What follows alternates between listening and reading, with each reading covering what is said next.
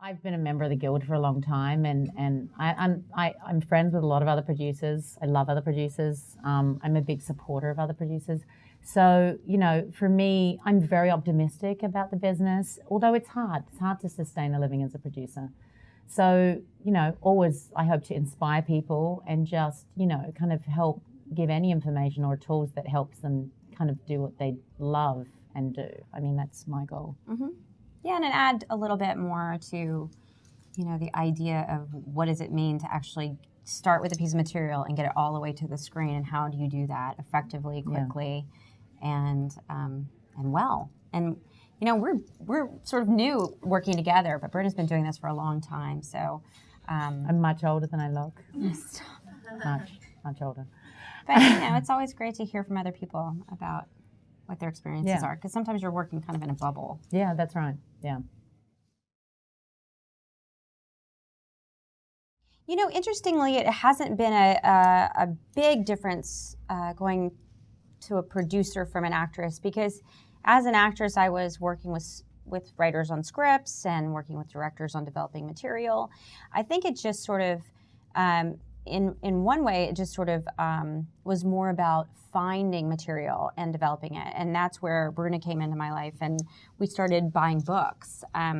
My husband said to me, you're buying all these, you read more books than anybody I know, but why aren't you just making them into movies? And so I'd never really thought about it. So about 3 years ago, I optioned Wild, and then I called Bruna and said, do you want to help me produce the movie and maybe start a company? And she was like, I love Wild. And the next book we got was Gone Girl.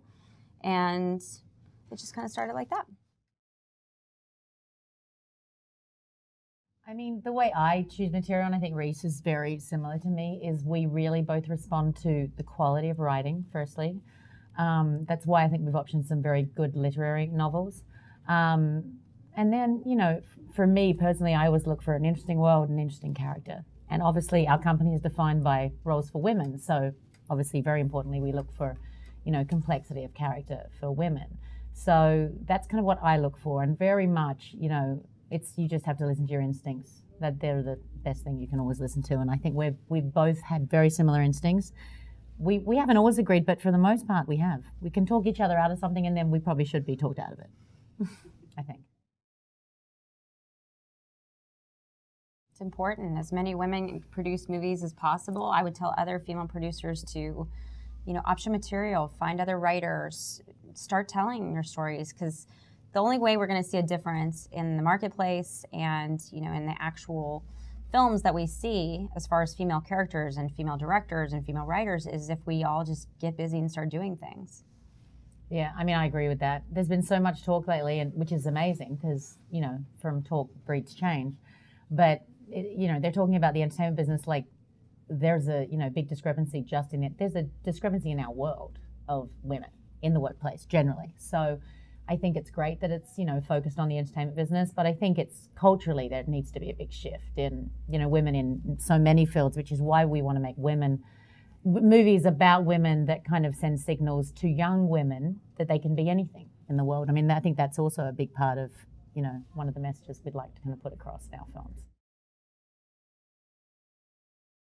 I would say the main mandate of our company is to create interesting, complex roles for women.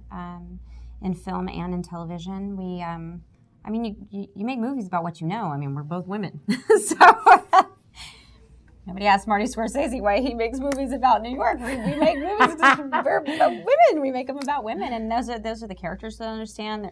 They're our friends, our colleagues. And, I was just interested about 3 years ago seeing all these, there weren't that many roles for women my age, and they were the girlfriend part or the girlfriend of a superhero or, the best friend. And I would see 6 of the most talented women fighting for these roles. And I just thought something's got to change. I have a 15-year-old daughter, and I wanted her to see flawed women on film, I don't know any women that are not complex and interesting in their own right. So I think that is our main directive.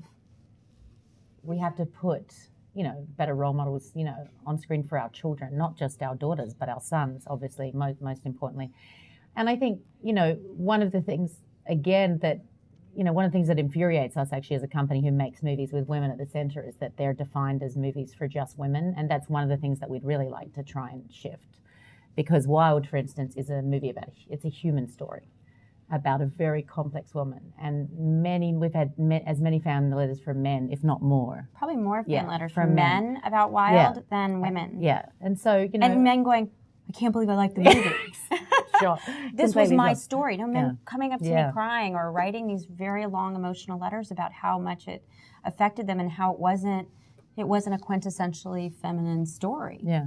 So we'd like to sort of take gender out of it and just tell interesting stories, but stories should be 50% male, 50% female.